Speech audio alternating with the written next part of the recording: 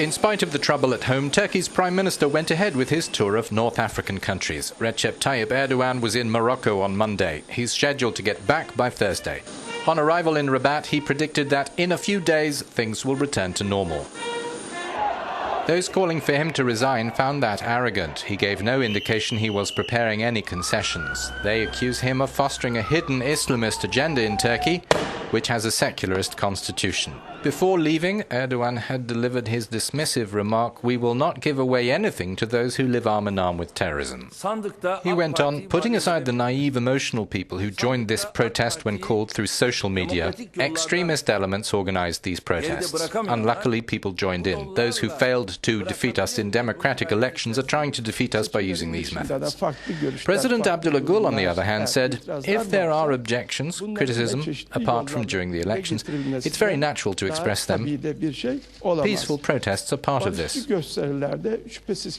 That was more conciliatory and also in keeping with Gul's image. As the unrest escalated, there has been talk that he might benefit politically from that contrast with the Prime Minister.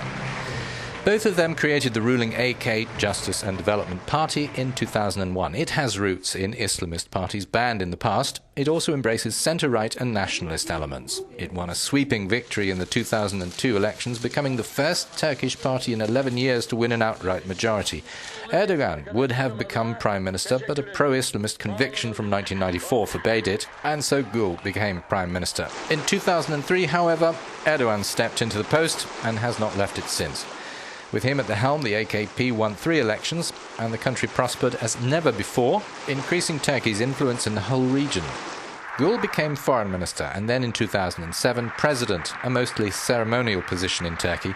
Polls later began to present Gul as the more popular figure, though Erdogan remained popular with the country's new conservative-minded middle class, especially in the religious heartland.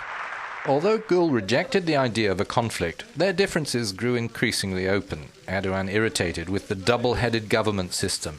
With reforms the AKP has brought in, a newly created powerful presidency is expected to change the already tense political landscape at elections next year.